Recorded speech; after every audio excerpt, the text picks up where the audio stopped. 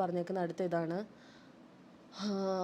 ഈ കേസ് എൻ്റെയും എൻ്റെ ഫ്രണ്ടിൻ്റെ പേരിലുമാണ്. സോ എനിക്ക് എൻ്റെ ഫ്രണ്ടുമായിട്ട് അവിഹിത ബന്ധം പുലർത്തുന്ന ആളാണ് ഞാൻ എന്നാണ് എഴുതിയേക്കുന്നത്. അപ്പം അങ്ങനെ ഒരു സംഭവം ഉണ്ടെങ്കിൽ, തന്തയുണ്ട് നിനക്കെങ്കിൽ നീ അതിന് തെളിവ് കാണിക്കണം. എനിക്ക് എന്ത് തരം ബന്ധമാണ് എൻ്റെ കൂട്ടുകാരനായിട്ടുള്ളതെന്ന്. പരപുരുഷ ബന്ധം അഥവാ അവിഹിത ബന്ധം എനിക്കുണ്ടെങ്കിൽ ദയവ് ചെയ്ത് നീ അത് പുറത്തോട്ട് കൊണ്ടുവരണം. ആൻഡ് അതിൻ്റേതായ തെളിവ് എന്തെങ്കിലും വേണമല്ലോ. ബിക്കോസ് ഒരാളായിട്ട് വെറുതെ ബന്ധമുണ്ടെന്ന് നമുക്ക് പറയാൻ പറ്റത്തില്ല. എനിക്കിപ്പോൾ വേണേൽ നിന്നെപ്പറ്റി പറയുമ്പോൾ എനിക്ക് അതിനുള്ള തെളിവും നീ റൂം എടുത്തതിൻ്റെ തെളിവും നീ പോയതിൻ്റെ തെളിവും എല്ലാം എൻ്റെ കയ്യിൽ ഉണ്ടായിട്ടാണ് ഞാനത് പറയുന്നത്. അതുപോലെ ഞാൻ അങ്ങനത്തെ ഒരു വ്യക്തിയാണെങ്കിൽ ഐ നീഡ് സോളിഡ് എവിഡൻസ്. ചാറ്റോ, സെക്സ് ചാറ്റോ, റൂം എടുത്തതോ അല്ലെങ്കിൽ എന്തെങ്കിലും തരമുള്ള ഒരു ലൈംഗിക ഇത് വരുത്തുന്ന ബന്ധം, ഞങ്ങൾ തമ്മിൽ എന്തെങ്കിലും ഒരു സ്നേഹം പുലർത്തുന്നു എന്നുള്ളതിൻ്റെ ഒരു തെളിവ് തന്ത ഉണ്ടെങ്കിൽ നീ കൊണ്ടുവരണം എന്ന് ഞാൻ മുഹമ്മദ് സെബിലിനോട് വളരെ താഴ്മയായി അപേക്ഷിക്കുകയാണ്. കേസ് വായിക്കട്ടെ കേട്ടോ. പറയുന്നുണ്ട്, ഈ നാറി പറയുന്നുണ്ട്, 1.5 കൊല്ലം മുമ്പ് എറണാകുളം മറൈൻ ഡ്രൈവ് ക്യൂൻസ്വേയിൽ വെച്ചാണ് ഞങ്ങൾ പരിചയപ്പെട്ടിട്ടുള്ളതെന്ന്. സോ ഞങ്ങൾ ആക്ച്വലി പരിചയപ്പെട്ടത് 1.5 കൊല്ലം മുന്നേ ഒന്നുമല്ല, November 12, 2024 ഇപ്പം February 2026 ആയി. ഇപ്പം കൂട്ടിയാൽ പോലും 1.5 വർഷം തികച്ചായിട്ടില്ല. November 12, 2024 പരിചയപ്പെട്ട ആളെ 1.5 കൊല്ലം മുന്നേ ആയത് എങ്ങനെയാണെന്ന് എനിക്കറിയത്തില്ല. ഇവൻ കണക്ക് പഠിച്ചിട്ടില്ല. ഒന്നാമത് 9ാം ക്ലാസ് വരെ എങ്ങാണ്ട് പഠിച്ചിട്ടുള്ളൂ. വിവരവും വിദ്യാഭ്യാസവും ഇല്ല. കല്യാണത്തിന് മുന്നേ മെഡിക്കൽ കോഡിങ് പഠിച്ചു എന്ന് പറഞ്ഞ് പറ്റിച്ചിട്ടാണ് കല്യാണം കഴിച്ചത്. സോ എനിക്ക് വലിയ അതിശയമൊന്നുമില്ല. കണക്കറിയാത്തതിൻ്റെ പിഴവായിരിക്കും. അത് നമുക്ക് തെറ്റിൻ്റെ ഭാഗത്ത് നമുക്കത് വിടാം.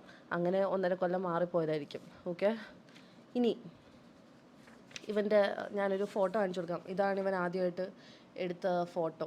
എന്ന് വെച്ചാൽ ഞാനിവനെ ഫസ്റ്റ് മീറ്റ് ചെയ്യുമ്പം ക്വീൻസ്വേയിൽ കാണുമ്പം ഇതേ ഡ്രസ്സായിരുന്നു. ഇത് എൻ്റെ മുന്നിൽ നിന്ന് ഇവൻ്റെ കൂട്ടുകാരൻ്റെ എടുത്ത ഫോട്ടോ ആണ്.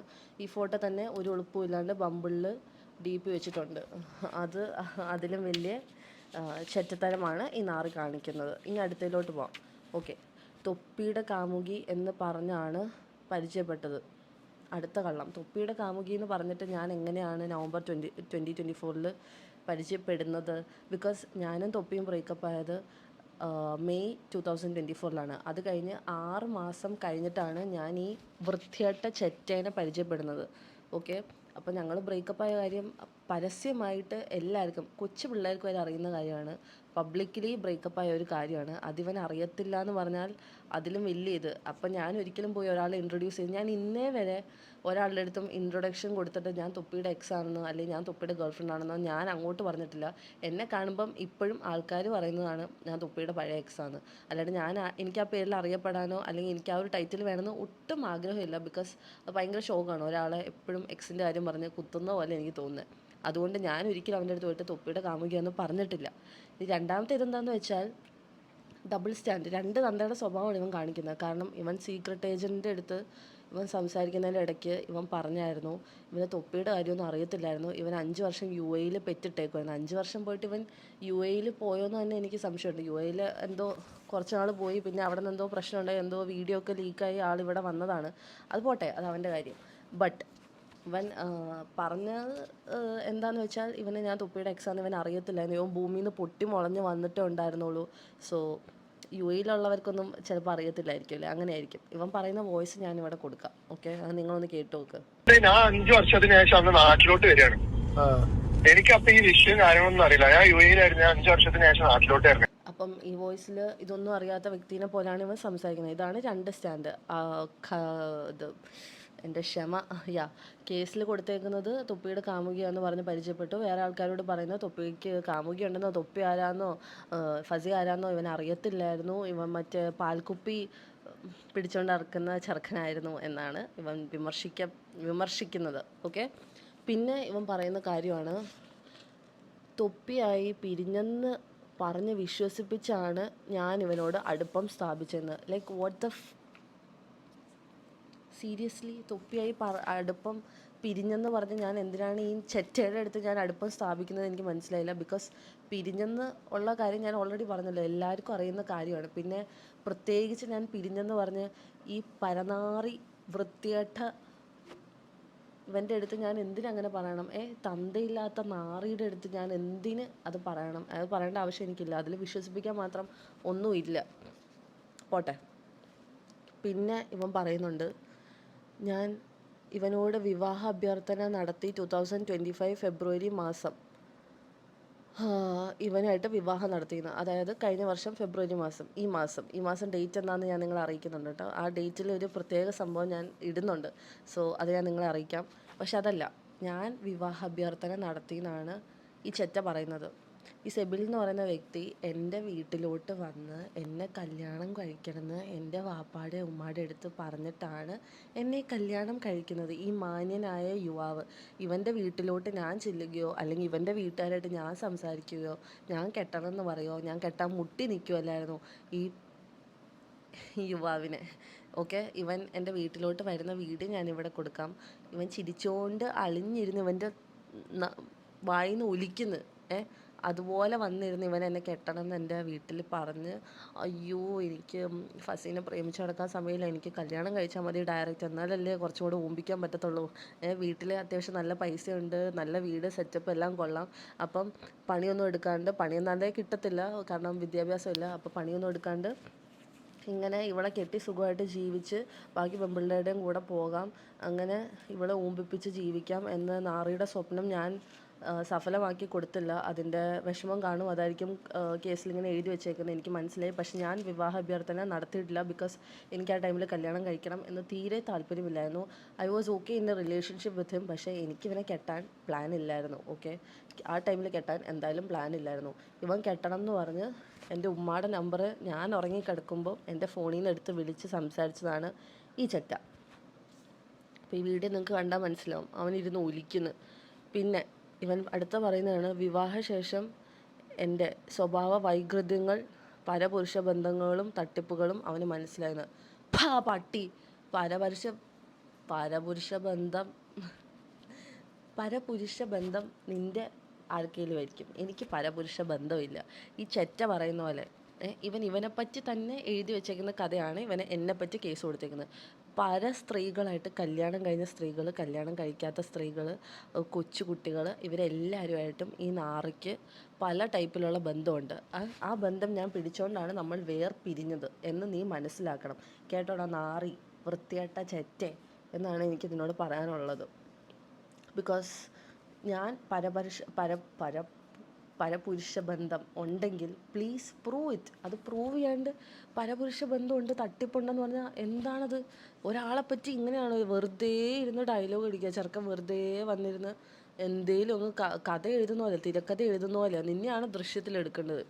നിന്നെ തിരക്കഥ എഴുതാൻ നിന്നെ വിളിക്കണം എന്നാണ് ഞാൻ പറയുന്നത്. പരപുരുഷ ബന്ധം ഉണ്ടെങ്കിൽ സെബിലിന് മനസ്സിലായെങ്കിൽ സെബിൽ ഇത്രയും നാളും പിന്നെ എന്തിനാണ് എൻ്റെ കൂടെ നിന്നത്? ഞാനാണ് സെബിലിനെ സഹിച്ചത്, സെബിലല്ല എന്നെ സഹിച്ചത്. എന്നിട്ട് സിബിൽ എന്നോട് പറഞ്ഞതാണ്, അയ്യോ എൻ്റെ പ്രായത്തിൽ പറ്റുന്ന തെറ്റല്ലേ എന്ന്. നിൻ്റെ പ്രായത്തിൽ കല്യാണം കഴിച്ച് മാനിയായിട്ട് ജീവിക്കുന്ന ഇഷ്ടംപോലെ ആളുകളെ എനിക്കറിയാം. അതുകൊണ്ട് സെബിൽ ഈ അപരാധം എൻ്റെ അടുത്ത് ഇറക്കരുത്. എന്ത് അപരാധമൊക്കെയാണ് എഴുതി വെച്ചേക്കുന്നത് ഞാൻ ആലോചിക്കുന്നത്. ഒരു പരപുരുഷ ബന്ധം ഉണ്ടെങ്കിൽ കാണിക്കടാ തന്തയില്ലാത്തവനെ. ഒരു പരപുരുഷ ബന്ധം ഉണ്ടെങ്കിൽ അത് നിങ്ങൾക്കൊരു കാര്യം അറിയോ? ഞങ്ങളുടെ നിക്കാഹ് കഴിഞ്ഞിട്ട് I didn't even have a male friend. ഞാൻ കുറേ നാൾ എറണാകുളത്ത് നിന്ന ആളാണ്. സോ എനിക്ക് ഇഷ്ടം പോലെ കിഡിലിനായിട്ട് നല്ല ഫ്രണ്ട്സ് ഉണ്ടായിരുന്നു. നല്ല ആൺപിള്ളേരും പെൺപിള്ളേരും ഒക്കെ എനിക്ക് ഫ്രണ്ട്സ് ഉണ്ട്. ആൺപിള്ളേർ ഇഷ്ടംപോലെ ഫ്രണ്ട്സ് ഉണ്ടായിരുന്നു. നിക്കാഹ് കഴിഞ്ഞിട്ട് ഒരാളോടെങ്കിലും ഞാൻ സംസാരിച്ചിട്ടുണ്ടോ എന്ന് നിങ്ങൾ എൻ്റെ ഫ്രണ്ട്സിൻ്റെ അടുത്ത് ചോദിച്ചാൽ മതി. ഞാൻ ഒരു കോൺടാക്റ്റും കീപ്പ് ചെയ്തിട്ടില്ല. ആൻഡ് ഇവൻ എൻ്റെ ഫോൺ എടുത്ത് എൻ്റെ ഫ്രണ്ട്സിനെ ഇവൻ ഇഷ്ടം പോലെ ബ്ലോക്ക് ചെയ്തിട്ടുണ്ട്. ഒരു കാര്യമില്ലാണ്ട് എനിക്കൊരു ഹലോ വന്നാൽ പോലും ഈ നാറ് എന്നെ ഇൻസ്റ്റ എടുത്ത് ബ്ലോക്ക് ചെയ്യുമായിരുന്നു. I didn't even have a friend. എന്നിട്ടാണ് ഇവൻ പരപുരുഷ ബന്ധം എന്ന് പറയുന്നത്, ഈ ചെറ്റ. ഓക്കെ, പോട്ടെ. ഇനി അടുത്തത്, നെക്സ്റ്റ് ഹി സെഡ് ഞാനൊരു സോഷ്യൽ മീഡിയ ഇൻഫ്ലുവൻസറാണ്. ഓക്കെ, അത് കറക്റ്റാണ്, ഞാൻ യോജിക്കുന്നു. അത് കഴിഞ്ഞിട്ട് വലിയ തുക എനിക്ക് യൂട്യൂബിൽ നിന്ന് ലഭിക്കാറുണ്ട്. ഞാൻ വീഡിയോ ഇവനായിട്ട് നിക്കാഹ് കഴിയുന്നത് ഫെബ്രുവരിയാണ്. ഞാൻ ഇവനായിട്ട് യൂട്യൂബിൽ ഫസ്റ്റ് വീഡിയോ ഇടുന്നത് ഏപ്രിലാണ്. ഞാനിവിടെ കൊടുക്കാം. ഓക്കെ, ഏപ്രിലാണ് ഫസ്റ്റ് വീഡിയോ ഇടുന്നത്, അതായത് 10 മാസം മുന്നേ. അത് കഴിഞ്ഞ് ഞങ്ങൾ 6 മാസം ഒന്നിച്ചുണ്ടായിരുന്നു. 6 മാസത്തിൽ ഞങ്ങൾ ആകെ ഇട്ടേക്കുന്ന വീഡിയോ 23 വീഡിയോ ആണ്. 23 വീഡിയോയിലാണ് ഇവൻ ഒരുപാട് വരുമാനം ഞാൻ ഉണ്ടാക്കിയെന്ന് പറയുന്നത്. ഇനി ഞാൻ നിങ്ങളെ വരുമാനം കാണിച്ചു തരാം. ഒരു വീഡിയോയുടെ റവന്യൂ ഞാൻ നിങ്ങൾക്ക് കാണിച്ചു തരാം. $6 ഇവിടെ. നിങ്ങൾക്ക് കാണാമല്ലോ, ലൈവായിട്ട് കാണാമല്ലോ. $6 എന്ന് വെച്ചാൽ എത്രയാണെന്ന് നിങ്ങൾക്കറിയോ? 544 രൂപ. ഈ 544 രൂപയാണ് ഇവൻ പറയുന്നത് ഞാൻ ഒരുപാട് വരുമാനം ഉണ്ടാക്കിയത്. എല്ലാവർക്കും ഒരു വിചാരമുണ്ട് യൂട്യൂബിൽ നിന്ന് നമുക്ക് ഒരുപാട് പൈസ കിട്ടും, കോടികൾ സമ്പാദിച്ച് തട്ടിപ്പ് നടത്തുന്ന ആൾക്കാരാണ് യൂട്യൂബേഴ്സ്. ഇതാണ് സത്യാവസ്ഥ. യൂട്യൂബിൽ നിന്ന് ഒരുപാട് പൈസ കിട്ടും എന്നുള്ള നിങ്ങളുടെ ആ ചിന്താഗതി നിങ്ങൾ മാറ്റുക. ഞാൻ ഇവനായിട്ട് വീഡിയോ ഇട്ടു ബിക്കോസ് എനിക്ക് വീഡിയോ എടുക്കാൻ ഇഷ്ടമാണ്. I M content creator. ഞാൻ അങ്ങനെയാണ് വീഡിയോ ഇട്ടത്. അല്ലാണ്ട് യൂട്യൂബിൽ നിന്ന് ഞാൻ വൻ വരുമാനം ഉണ്ടാക്കി ഞാനിവിടെ ബംഗ്ലാവ് വെച്ചിട്ട് ഇരിക്കുമൊന്നുമല്ല ഈ നാറി പറയുന്ന പോലെ. അതും ഈ 6 മാസത്തിൽ ഞാൻ ഈ നാറിയായിട്ട് 23 വീഡിയോ ഇട്ടിട്ടുള്ളൂ. ബിക്കോസ് എന്താണെന്ന് വെച്ചാൽ ഇവൻ എനിക്ക് സമാധാനം തന്നിട്ടില്ല. മനസ്സമാധാനം തന്നാലേ വീഡിയോ എടുക്കാൻ പറ്റത്തുള്ളൂ. ഇപ്പോൾ എനിക്ക് വീഡിയോ ഇടാൻ പറ്റുന്നത് എനിക്ക് മനസ്സമാധാനമുണ്ട്, എനിക്ക് കണ്ടൻറ് ചെയ്യാൻ പറ്റുന്നത്, എനിക്ക് തല്ല് കിട്ടുന്നില്ല, എൻ്റെ മേത്ത് മുറിവുകളൊന്നുമില്ല. അതുകൊണ്ട് എനിക്ക് ധൈര്യമായിട്ട് വീഡിയോയിൽ വരാൻ പറ്റുന്നുണ്ട്. ആൻഡ് ഈ തല്ലിയതും മുറിവുകളും ഒക്കെ ഞാൻ നിങ്ങളെ കാണിച്ചു തരുന്നുണ്ട്. അപ്പോൾ നിങ്ങൾ മനസ്സിലാക്കണം ഈ വൃത്തികെട്ടവൻ്റെ കൂടെ ഞാൻ എന്തോരം സഹിച്ചാണ് ജീവിച്ചതെന്ന്. ഓക്കെ. ഇനി ഇവൻ പറയുന്നുണ്ട് കേരളത്തിൽ അന്തസ്സായി ജീവിക്കുന്ന ആളുകളെക്കുറിച്ച് അപവാദം പറഞ്ഞ് പണം തട്ടുന്ന ഏർപ്പാട് എനിക്കുണ്ടെന്ന്. ഏതാണ് ഈ കേരളത്തിൽ അന്തസ്സായി ജീവിക്കുന്ന ആണുങ്ങൾ? ഇവനെയാണ് പറയുന്നതെങ്കിൽ ഇവന് അന്തസ്സും ഇല്ല, നട്ടലും ഇല്ല, ഇവന് തന്തയില്ലെന്ന് ഞാൻ പറയത്തുള്ളൂ. അങ്ങനെ ജീവിക്കുന്ന ആളുടെ നിന്ന് ഞാൻ പണം തട്ടിയെടുത്തെന്ന് പറഞ്ഞാൽ എനിക്കത് ഇറ്റ്സ് നോട്ട് പോസിബിൾ. ബിക്കോസ് ഇവൻ 10 പൈസയുടെ ഉപകാരം എനിക്ക് കല്യാണം കഴിഞ്ഞ് ചെയ്തു തന്നിട്ടില്ല. ഇവൻ വീട്ടിലോട്ട് പാല് വാങ്ങണമെങ്കിൽ പോലും ഞാനാണ് ഇവന് പൈസ കൊടുത്തുകൊണ്ടിരുന്നത്. ഇവൻ ജോലിക്ക് പോയിട്ടില്ല, ജോലിക്ക് വിട്ടില്ലെന്നാണ് പറയുന്നത്. അവൻ്റെ കയറിൽ ഞാൻ കാലിൽ കയറ് കെട്ടിപ്പിടിച്ചിട്ട് മോനെ നീ ജോലിക്ക് പോയത് ഫസിമോക്ക് സഹിക്കാൻ പറ്റത്തില്ല എന്ന് പറഞ്ഞ് പിടിച്ചു വെച്ച പോലെയാണ് ഇവൻ പറയുന്നത്, ഈ നാറി പറയുന്നത്. അല്ലാണ്ട് ഇവന് ജോലിക്ക് പോകാൻ പറ്റാണ്ടോ ഇവന് കണ്ടവരുടെ പൈസ ഓമ്പിച്ച് ജീവിക്കാനോ എന്ന് ഇവൻ സമ്മതിച്ചു തരത്തില്ല. ഇവൻ ഓരോ പെൺപിള്ളേരെ പറ്റിക്കുക, അവരുടെ പൈസ തീരാറാകുമ്പോൾ അവരെ ഉപേക്ഷിക്കുക, അടുത്ത പെണ്ണിനെ നോക്കുക. ഇവൻ്റെ ഏത് സെറ്റപ്പിനെ നിങ്ങൾ നോക്കിയാലും മതി, പൈസ ഉള്ളവരുടെ കൂടെ ഇവൻ പോകത്തുള്ളൂ, അല്ലാത്തവരെ ഇവന് പറ്റത്തില്ല. സോ അതാണ് സ്കീം. പിന്നെ ഇനി ഇവന് അന്തസ്സില്ല. ഇനി വേറെ അന്തസ്സുള്ള ആളുടെ നിന്ന് ഞാൻ പൈസ വാങ്ങിയെങ്കിൽ പ്ലീസ് ഷോ ദ പ്രൂഫ്. ഞാൻ പൈസ വാങ്ങിയതിൻ്റെ തെളിവ് കാണിക്കുക, ബാങ്ക് സ്റ്റേറ്റ്മെൻറ്റ്, ചാറ്റ്, പൈസ തരുമെന്ന് ഞാൻ പറയുന്നത്, എൻ്റെ ടോക്ക് ആണെങ്കിൽ ഞാൻ ഓക്കെ ആണെന്ന് ഞാൻ പറയാം. അല്ലാത്ത എൻ്റെ ശബ്ദം വരുന്ന അല്ലെങ്കിൽ എൻ്റെ സംഭാഷണം വരുന്ന എന്തെങ്കിലും ഉണ്ടെങ്കിൽ പ്ലീസ് ഷോ കാണിക്കുക, കേട്ടോടാ നാറി. പിന്നെ എഴുതി വച്ചേക്കുന്നതാണ് കൃത്രിമമായ തിരക്കഥ തയ്യാറാക്കി വീഡിയോ സൃഷ്ടിച്ച് സോഷ്യൽ മീഡിയയിൽ പ്രചരിപ്പിച്ച് പണം സമ്പാദിക്കുന്ന ഏർപ്പാടുണ്ട്.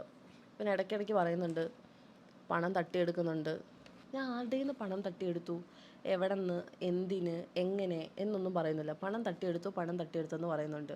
ഈ തന്തയില്ലാത്തവൻ ഇതെന്താ പറയാത്തതെന്ന് എനിക്കറിയത്തില്ല. സോ ഷിബിലി പണം തട്ടിയെടുത്തിട്ടുണ്ടെങ്കിൽ please show the proof. Okay, പണം തട്ടിയെടുത്തതിൻ്റെ ഇത് കാണിക്കുക ആരുടെ നിന്നാണ്. പിന്നെ ഷിബിലിയുടെ കാര്യത്തിലാണ് തിരക്കഥ എന്ന് പറയുന്നുണ്ടെങ്കിൽ ഞാൻ ഇത്രയും നാളെ ഞാൻ ഷിബിലിയുടെ കാര്യം ഞാൻ സംസാരിച്ചിട്ട് ഇത്രയും വീഡിയോസ് ഞാൻ ഇട്ടു. ഇതിൽ എന്തെങ്കിലും ഒരു കാര്യം തെറ്റുണ്ടെങ്കിൽ എൻ്റെ ദൈവം, എൻ്റെ പടച്ചോനെ, എന്നെ വണ്ടി ഇടിച്ച് ഞാൻ മരിച്ചു പോയിക്കോട്ടെ ഞാൻ പറയും. കാരണം ഇത്രയും ഫിൽട്ടർ ചെയ്തിട്ടാണ് ഞാൻ സംസാരിച്ചിട്ടുള്ളത്. അതായത് അത്രയും എക്സ്ട്രീം ഞാൻ അവൻ്റെ കാര്യങ്ങൾ പറയാണ്ട് പറഞ്ഞിട്ടാണ് ഞാൻ നിങ്ങളുടെ അടുത്ത് സംസാരിക്കുന്നത്. പക്ഷേ ഇനി ഞാൻ ആ ഫിൽട്ടർ എന്നുള്ള കാര്യം ഞാൻ അങ്ങോട്ട് മാറ്റി വെച്ചിട്ട് ഞാൻ പച്ചയ്ക്ക് എല്ലാ കാര്യവും ഈ വൃത്തികെട്ടവൻ ചെയ്ത എല്ലാ കാര്യവും ഗ്യാസ് വണ്ടി പോകുന്നു പച്ചയ്ക്ക് ഞാൻ പറയാൻ പോവാണ്. ബിക്കോസ് ഫിൽറ്ററിൻ്റെ ആവശ്യമില്ല. Because even if he dies I don't care at this point right now. കാരണം ഇങ്ങനെയുള്ളവർ ചത്തു പോകുന്നതാണ് നല്ലത്, ഭൂമിക്ക് ശാപം.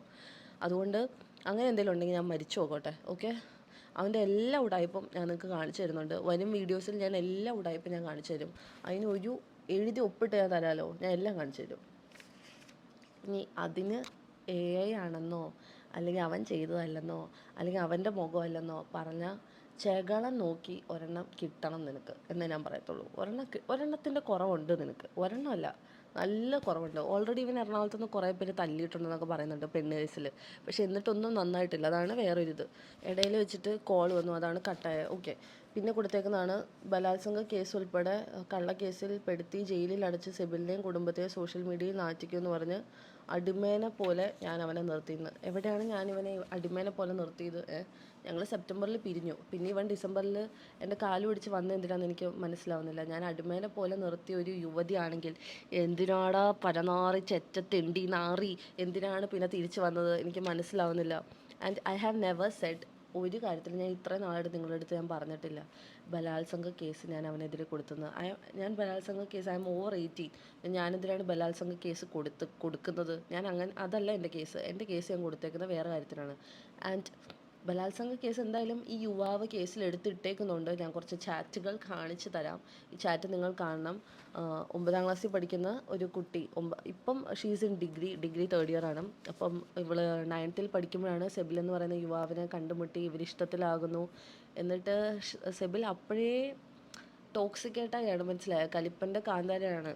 ഒരു ബോയ്സ് ഫ്രണ്ട്സിനോട് മിണ്ടാൻ സമ്മതിക്കത്തില്ല, അടി ഇടി ബഹളം, ഇവളുടെ ഇൻസ്റ്റ വാങ്ങുന്നു, എല്ലാം ഓക്കെ. പക്ഷേ യുവാവ് എന്താണ് ചെയ്യുന്നത്?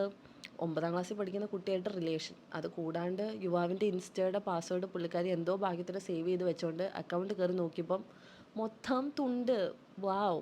അതും ഇതേ പ്രായത്തിലുള്ള കുട്ടികളായിട്ടുള്ള 18+ ചാറ്റും, സെക്സ് ചാറ്റും, വീഡിയോ കോൾസും, ഇങ്ങനത്തെ കുറേ കാര്യങ്ങളാണ് സെബിൽ ഒപ്പിച്ച് വെച്ചേക്കുന്നത്. അപ്പോൾ സെബിലിൻ്റെ ഫോണിൽ ഞാൻ പറഞ്ഞിട്ടുണ്ട്, സെബിലിൻ്റെ ഫോണിൽ ഇഷ്ടം പോലെ വേറെ പെമ്പിള്ളേരായിട്ടുള്ള സെക്ഷൽ വീഡിയോസ് ഉണ്ടായിരുന്നു. ആൻഡ് ആ ഫോണ് എന്തോ ഭാഗ്യത്തിന് പോയോണ്ട് ഇനി അത് കിട്ടത്തില്ല. ഇപ്പോൾ ഉപയോഗിക്കുന്ന ഫോണിലുണ്ടോ എന്ന് എനിക്കറിയത്തില്ല. പക്ഷേ ദയവ് ചെയ്ത് സെബിലിൻ്റെ കൂടെ പോകുന്ന പെമ്പിള്ളേരുണ്ടെങ്കിൽ വീഡിയോ എടുക്കാൻ സമ്മതിക്കാണ്ടിരിക്കുക. ഇത് ഓക്കെ, ഞാൻ പ്രിക്കോഷനായിട്ട് പറഞ്ഞെന്നുള്ളൂ, പിന്നെ നിങ്ങളുടെ ഇഷ്ടം. അത് കഴിഞ്ഞ് ഇനി ഞാനൊരു യുവതിയുടെ ചാറ്റ് കാണിച്ചു തരാം. അവളുടെ പേരൊന്നും ഞാൻ പറയത്തില്ല, but this is Har chat. 17 വയസ്സുള്ളപ്പോഴാണ് ഇവർ റിലേഷൻ ആവുന്നത്. ആൻഡ് ഇവൻ she was A virgin. And ഇവർ പല ടൈമിൽ വീട്ടിൽ ആളില്ലാത്തപ്പം ഇവന് വീട്ടിലോട്ട് പോകുന്നൊരു സൂക്കേടുണ്ട്, പണ്ട് തൊട്ടേ ഉണ്ടായിരുന്നു. അങ്ങനെ പൊക്കിയിട്ടുമുണ്ട്. ബട്ട് അതല്ല ഞാൻ പറയുന്നത്. ഇവൻ പോയി സെക്ഷലി യൂസ് ചെയ്ത് ഇടയ്ക്കിടയ്ക്ക് ഇങ്ങനെ ബ്ലോക്ക് ചെയ്യും, പോകും, വീട്ടിൽ പോകും, കാര്യം കഴിയും, ബ്ലോക്ക് ചെയ്യും. അങ്ങനെയാണ് ഈ യുവാവ് ചെയ്തുകൊണ്ടിരുന്നത്, ഈ പരനാറി ചെറ്റ 17 വയസ്സുള്ള കുട്ടിയോട്. ആൻഡ് ഇതൊക്കെ 17 വയസ്സെന്ന് വെച്ചാൽ പോക്സോ വരേണ്ട സംഭവമാണ്. പിന്നെ എന്തുകൊണ്ടോ ഇവനെ പേടിച്ച ആൾക്കാർ കേസ് കൊടുക്കത്തില്ല. പക്ഷെ എനിക്ക് ആ പേടിയില്ല. ഞാൻ പറയേണ്ട കാര്യം എന്തായാലും ഞാൻ പറയും. And the worst part is, ഇവൻ ഈ കുട്ടിയോട് പറയുവാണ് അവൻ്റെ ഫ്രണ്ടായിട്ട് അവൻ സെക്ഷലി പോയി ഇവളെ ആലോചിച്ചിട്ടെന്ന്. അതായത് ഗേൾ ഫ്രണ്ടിനെ ആലോചിച്ചിട്ട് വേറെ ആളുടെ കൂടെ സെക്സ് ചെയ്തു. ഇത്രയും കഴപ്പ് മൂത്തൊരു വ്യക്തി കേരളത്തിൽ ഉണ്ടെങ്കിൽ നിങ്ങൾ ദയവ് ചെയ്ത് കമൻറ്റ് ചെയ്യുക, അല്ലെങ്കിൽ എനിക്ക് ഇൻസ്റ്റയിൽ മെസ്സേജ് അയയ്ക്കുക. കാരണം ഞാൻ എഴുതി ഒപ്പിട്ട് തരാം, ഇത്രയും കഴപ്പ് മൂത്തൊരു വ്യക്തി കേരളത്തിൽ വേറെ ഉണ്ടാവത്തില്ല. ഇതിനെ വെല്ലുവിളിക്കാൻ ഒരു യുവാവ് എനിക്ക് തോന്നുന്നില്ല പറ്റുമെന്ന്.